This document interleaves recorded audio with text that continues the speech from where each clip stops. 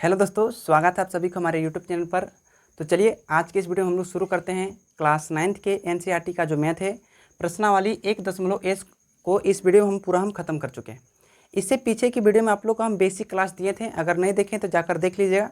उसका हम PDF link भी हम नीचे दे दिए थे। तो PDF लिंक से आप सारा परिभाषा लिख सकते हैं, सम संख्या, विषम संख्या, प्राकृत संख्या, पूर्ण संख्या, परिमेय संख्या, वास्तविक संख्या, सारा संख्याओं को हम दे दिए हैं। आप उसको देख लीजिएगा ताकि आपको बेसिक चीज़ कंसेप्ट आपको रियल से हो जाएगा। तब उसके बाद क्या कीजिएगा, प्रश्नावली की देखिएगा तो आसानी से समझ में आपको आएगा। तो चलिए आपको इस वीडियो में आपको हम प्रश्नावली 1.1 को टोटली हम लोग खत्म करते हैं। देखिए प्रश्नावली 1.1 के एनसीईआरटी बुक में आपको परिमेय संख्या का संख्या पद्धति का चैप्टर नंबर 1 है 1.1। ये क्वेश्चन नंबर 1 क्या कह रहा है कि क्या शून्य एक परिमेय संख्या है, क्या इसे आप p/q के रूप में लिख सकते हैं जहाँ p और q पूर्णांक है। पूर्णांक का कहने का सेंस मतलब वो धनात्मक भी हो सकता है, ऋणात्मक भी हो सकता है और जीरो भी हो सकता है। पूछ रहा है क्या शून्य एक परिमेय संख्या है, मतलब क्या हुआ कि जीरो क्या एक परिमेय संख्या है। तो हम लोग क्या बोलेंगे कि शून्य एक परिमेय संख्या है। हाँ, ये तो हम लोग पढ़े थे पीछे क्लास में। इसका मतलब कह दें कि हाँ शून्य एक परिमेय संख्या है। हाँ शून्य एक परिमेय संख्या है, शून्य एक परिमेय संख्या है, लिख देंगे शून्य एक परिमेय संख्या है। उसके बाद आगे क्या क्या है, क्या इसे आप p/q के रूप में लिख सकते हैं। हाँ हम लिख सकते हैं। कैसे उसको लिख सकते हैं, जैसे हम 0/1 चाहे 0/2 चाहे 0/3, देखिए इसे हम p/q के रूप में लिख दे रहे हैं जहाँ p और q पूर्णांक है और q is not equal to 0, मतलब q का मान 0 नहीं है। देखिए p ऊपर होता है और q नीचे होता है, तो q का मान मेरा 1 है, 0 तो नहीं है। इसका मतलब इसे हम p/q के रूप में भी हम लिख सकते हैं। बस ये क्वेश्चन बस इतना ही हो गया, आपका आंसर खत्म हो सकता है। इसका PDF जो है, इसका जो अभी हम बना रहे हैं, इसका भी PDF का लिंक हम नीचे कमेंट बॉक्स में हम पिक कर देंगे, वहाँ से आप नोट डाउन कर सकते हैं। केवल आप यहाँ केवल समझिए। देखिए दूसरा क्वेश्चन कहा गया है कि 3 और 4 के बीच 6 परिमेय संख्या ज्ञात कीजिए। तो सबसे पहले आप लोग इस बात को याद रख लीजिए कि जब भी दो परिमेय संख्या के बीच में संख्या ज्ञात करने के लिए कहेगा तो अनंत परिमेय संख्या निकलता है, इसको याद रखिएगा। दो परिमेय संख्याओं के बीच में अनंत परिमेय संख्याएं होती है। तो देखिए इसको निकालने का ढेर सारा मेथड है, आपको शॉर्टकट मेथड आपको हम बताते हैं। देखिए 3 और 4 के बीच में हमको केवल 6 संख्या ज्ञात करने के लिए कहा गया। आप ये मत सोचिएगा कि 3 और 4 के बीच में कोई संख्या नहीं है, अनंत संख्या है। तो 6 को निकालने के लिए कहा है, तो इसको हम सॉल्व करके लिख लेते हैं। देखिए 3 और 4 के बीच में कितना 6, तो लिखेंगे 3 और 4 के बीच में 6 परिमेय संख्या। 3 और 4 के बीच 6 परिमेय संख्या।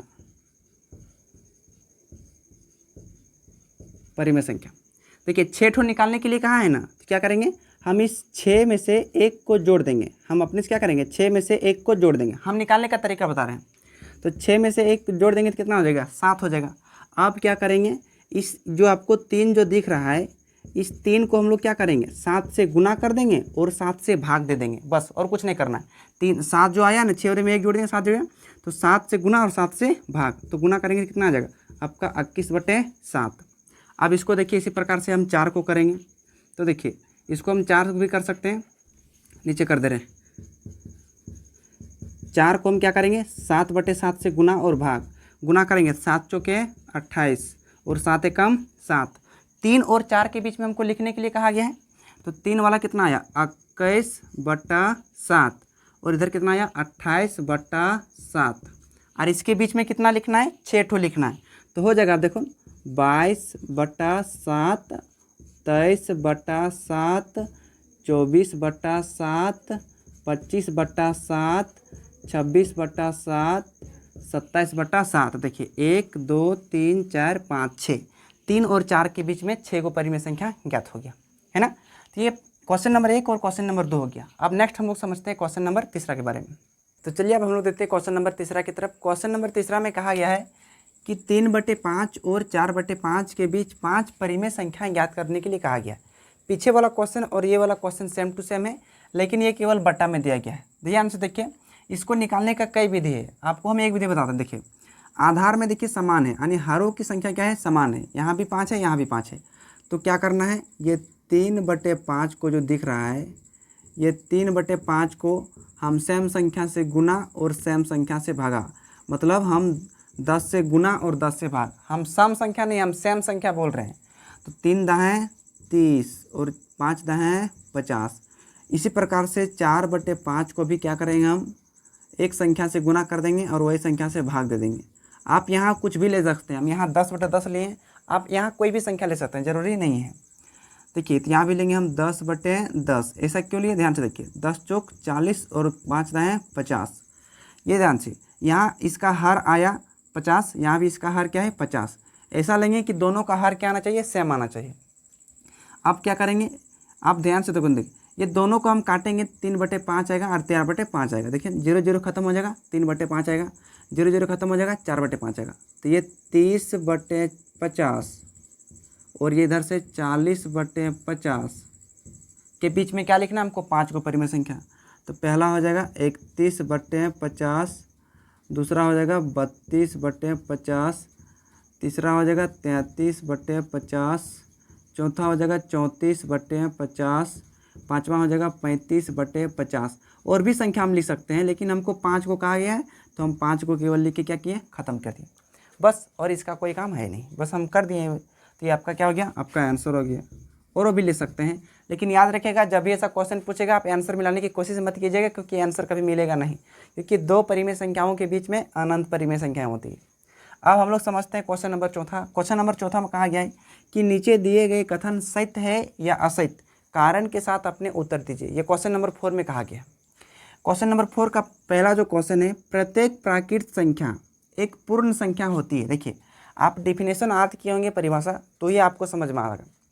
तो की बोल के प्रत्येक प्राकृतिक संख्या मतलब जितना भी प्राकृत संख्या जो होता है क्या होता है, परिमेय संख्या होता है। तो चलिए ट्राई करते हैं, प्राकृतिक संख्या क्या होता है, 1 2 3 4 5, यानी गिनती की संख्या को प्राकृतिक संख्या बोलते हैं। और पूर्ण संख्या क्या होता है, पूर्ण संख्या कैसे बोलते हैं, इसमें जो 0 शुरू होता है उसे हम लोग पूर्ण संख्या बोलते हैं, है ना। इस प्रकार से अनंत तक चलता है। मतलब जितना भी प्राकृतिक संख्या है क्या सब पूर्ण संख्या हो जा रहा है। देखो प्राकृतिक संख्या 1 2 3 4 5, पूर्ण संख्या में 1 2 3 4 5 आता है, 1 2 3 4 आ रहा है। इसका मतलब जितना भी प्राकृतिक संख्या है सब पूर्ण संख्या होता है कि नहीं। इसका मतलब यह बात क्या है, सत्य है। तो अब यहाँ उत्तर हम अपना दे देंगे, क्या लिखेंगे कि सत्य है। क्या है, सत्य, सत्य है ना। तो पूछा है कि प्रत्येक प्राकृतिक संख्या पूर्ण संख्या होती है, बोले हाँ, क्योंकि प्रत्येक प्राकृतिक संख्या पूर्ण संख्या होती है। लिखेंगे कि प्राकृतिक संख्या पूर्ण संख्या के अंतर्गत, पूर्ण संख्या के अंतर्गत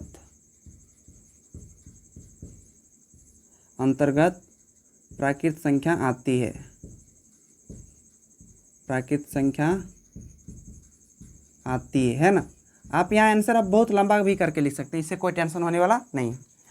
नेक्स्ट है दूसरा नंबर कि प्रत्येक पूर्णांक एक पूर्ण संख्या होती है। मतलब जितना भी पूर्णांक होता है, सभी पूर्णांक एक पूर्ण संख्या होती है। आप देखिए, आप हम समझते हैं पूर्णांक। पूर्णांक क्या होता है, पूर्णांक हम लोग क्या बोलते हैं, पूर्णांक संख्या हम लोग माइनस वाला पूर्णांक संख्या भी बोलते हैं, है ना। और 0 को भी पूर्णांक बोलते हैं, और प्लस वाला संख्या को भी हम लोग पूर्णांक बोलते हैं। ये होता है, मतलब जितना भी पूर्णांक हो क्या सभी पूर्ण संख्या हो जाएगा। देखिए 0 तो हो जाएगा, ठीक है, 1 भी हो जाएगा, ठीक है, 2 भी हो जाएगा, ठीक है, लेकिन माइनस वाला भी पूर्णांक होता है, लेकिन माइनस में तो पूर्ण संख्या नहीं होता है। तो यहाँ पूछ रहा है कि आप प्रत्येक पूर्णांक एक पूर्ण संख्या होती है, हम बोलेंगे नहीं होती है। यहाँ बोल रहा है होती है, लेकिन हम बोलेंगे नहीं होती है। ये बात क्या है, असत्य है। तो यहाँ हम उत्तर दे देंगे, क्या दे देंगे, उत्तर लिखेंगे असत्य। तो अपना कारण क्या देंगे, क्या देंगे, असत्य। क्यों, क्योंकि माइनस एक पूर्णांक है। क्या है, पूर्णांक है, लेकिन पूर्ण संख्या नहीं है, पूर्ण संख्या नहीं है ना, पूर्ण संख्या नहीं है। और तरह से भी हम आंसर दे सकते हैं, जरूर नहीं यही वाला आंसर देंगे, क्योंकि माइनस एक पूर्णांक है लेकिन पूर्ण संख्या नहीं है। लेकिन यहाँ क्या कह रहा है कि प्रत्येक पूर्णांक पूर्ण संख्या होता है, नहीं होता है, ये गलत बात है ना। नेक्स्ट देखिए, लास्ट क्वेश्चन आज का, प्रत्येक परिमेय संख्या एक पूर्ण संख्या होती है। तो जितना भी परिमेय संख्या होती है, परिमेय संख्या क्या होती है, तो जितना भी परिमेय संख्या कैसे होता है, परिमेय संख्या हम लोग 0 को भी बोलते हैं, बट्टा में रहता है उसे भी बोलेंगे, माइनस में रहेगा उसे भी बोलेंगे, प्लस में रहेगा उसे भी हम लोग बोल देंगे।